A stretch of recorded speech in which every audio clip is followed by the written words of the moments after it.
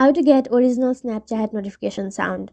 Hello everyone, this is Sabrina here to help you today. So without any further ado, let's get right into the video. So first, launch your or locate your Snapchat application.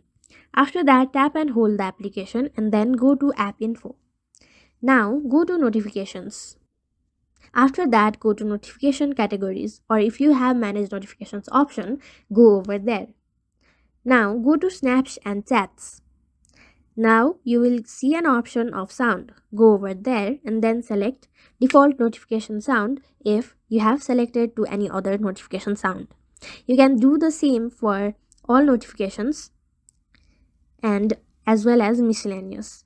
Go to sound and then select default notification sound. And that's it.